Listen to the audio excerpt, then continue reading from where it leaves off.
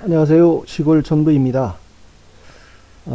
우선 오늘 영상을 올리기에 앞서서 오늘 저기 무안공항에서 발생한 그 사고에 대해서 어, 글쎄요. 그걸 이미 사고가 발생하자 참사라는 명칭을 붙이는 걸로 봐서는 이것도 뭔가 불안하고 예, 정치적으로 그걸 어떻게 이용하려 들까 하는 거 생각을 하면 좀 걱정이 되긴 합니다. 그렇지만 어쨌든 사고로 인해서 인명을 달리하신 분들이나 그 유가족 분들에게 명복을 빌고요. 또 위로의 말씀을 드립니다.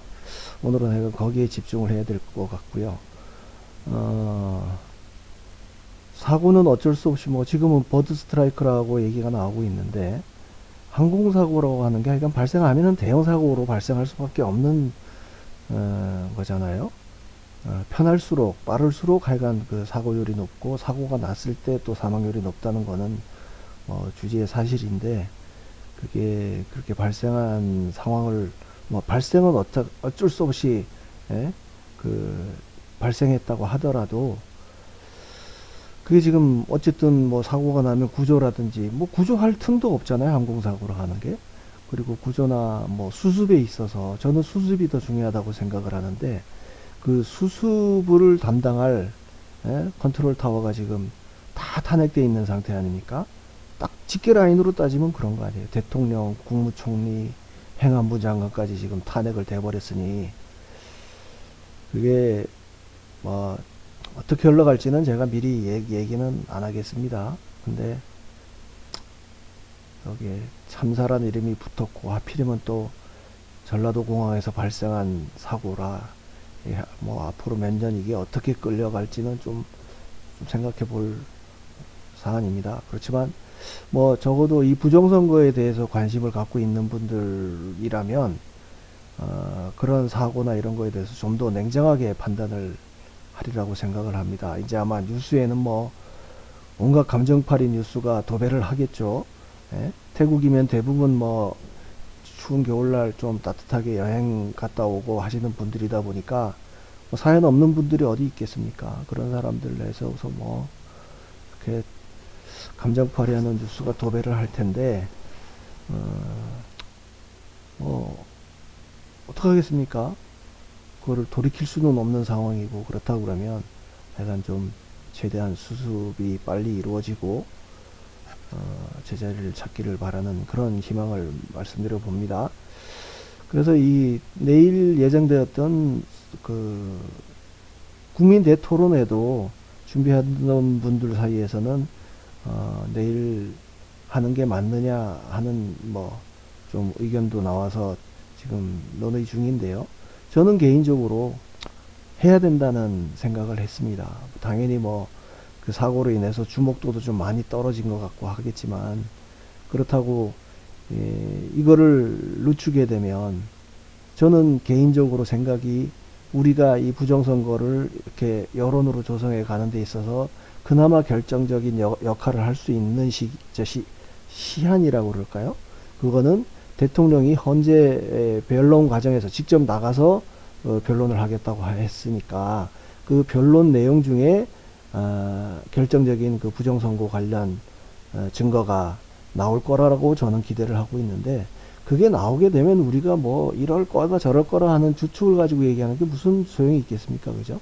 그러면 그 전에 우리가 그 부정선거가 이러는 게 있었다고 하는 거를 우리가 최대한 여러 국민들한테 많이 알려서 그렇게 최소한 수사는 해야겠구나, 수사는 했어야 되겠구나 하는 그런 여론을 대통령이 변론하기 전에 우리가 그런 여론을 조금이라도 더 확산시켜 가는 그런 역할에 저는 있다고 생각을 해서 여기에 좀 늦추는 게 시기적으로도 그렇고 좀 우리한테 주어진 시간을 깎아먹는 역할을 하는 것 같고 또 더 큰 이유는 이 부정선거라고 하는 게 척결되지 않고 이대로 만약에 덮여지고 지나간다고 그러면 5년 뒤, 10년 뒤 우리나라가 어떻게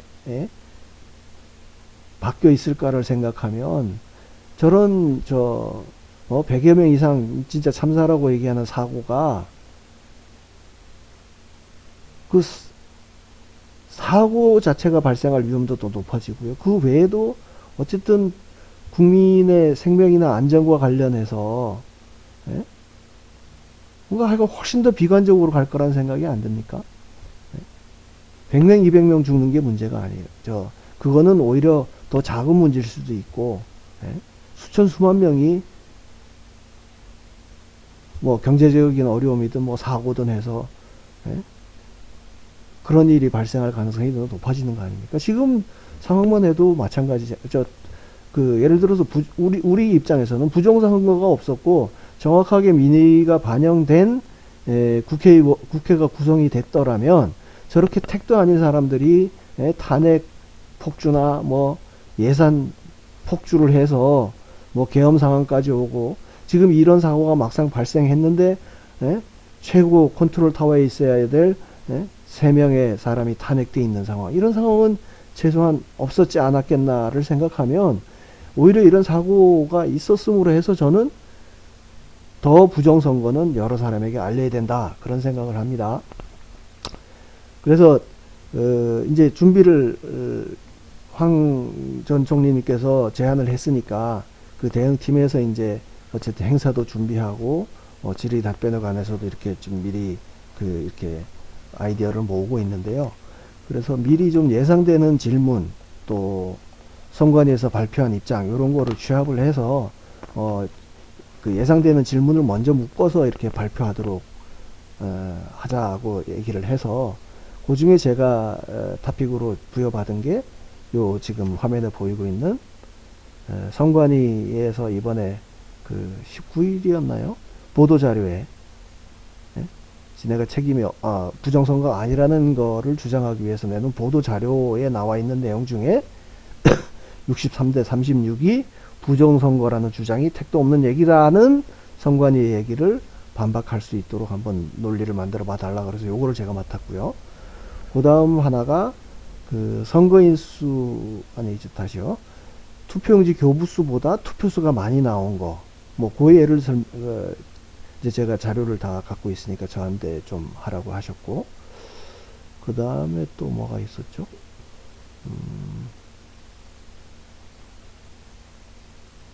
그 다음에, 개표기 자체에, 뭔가 정확하지 않다든지, 뭐 이런 개표기와 관련된 문제에 관해서 이제 저한테 또 뭔가 과제가 주어졌고, 그래서 세 가지 토픽을 일단 최종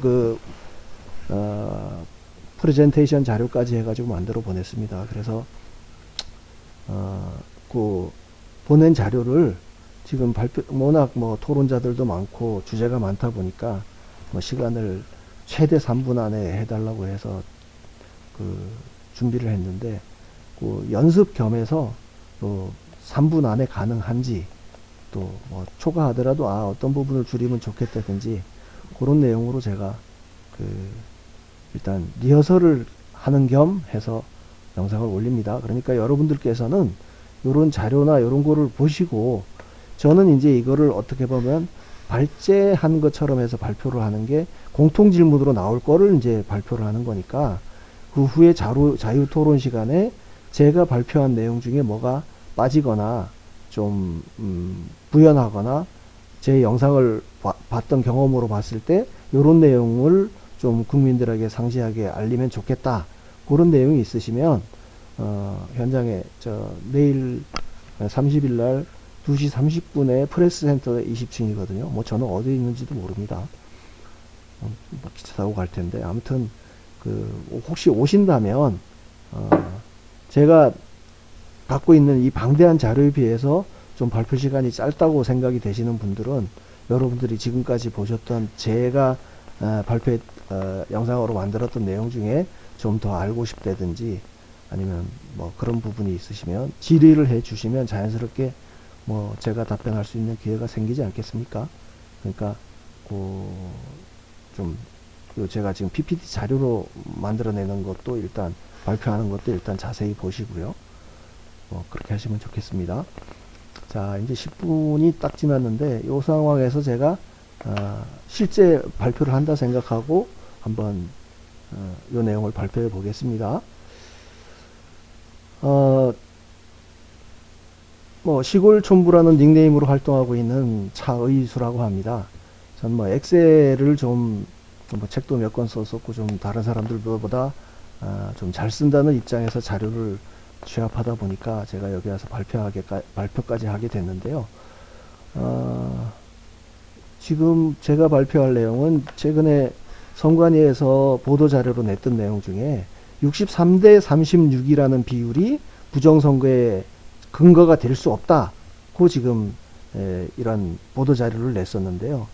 저는 그걸 좀 반박해 볼까 합니다. 기본적으로 우리가 63대 36이라고 하는 거를 근거나 증거라고 얘기하지는 않았습니다. 물론 이 숫자를 제가 계산하지는 않았지만 서울, 경기, 인천 지역의 민주당 득표수하고 미래통합당 득표수를 사전투표에 나온 득표수만을 가지고 계산을 하면 63대 36이다. 근데 63대 36도 뭐 반올림하고 이러는 게 아니고 소수점 미만 자리를 버렸을 때는 63대 36이 나온다. 그러니까 이건 일종의 구호로 사용한 겁니다. 예? 조작이 뭐 디테일하게 어떻게 이루어졌고 이걸 설명하는 게 아니고 그냥 결과가 보니까 서울, 경기, 인천이 소수점 미터짜리 날리고 보면 63대 36이다. 그냥 팩트를 그나마 기반으로 해서 구호로 만든 건데 선관위 측에서는 이게 뭔가 63대 36에 뭔가 하자가 있는 것처럼 하기 위해서 이런 보도자료를 냈는데요. 기본적으로 이 친구들이 내놓은 자료 중에 틀린 부분이 있습니다. 우선 63.95대 36.65 서울에서는 그러니까 서울에서 사전투표한 더불어민주당 표하고 미래통합당 표를 싹 다 합쳐보면 63.95가 나온다는 거예요. 근데 아닙니다. 63.31대 36.69가 맞습니다. 왜 그러냐? 이 친구들이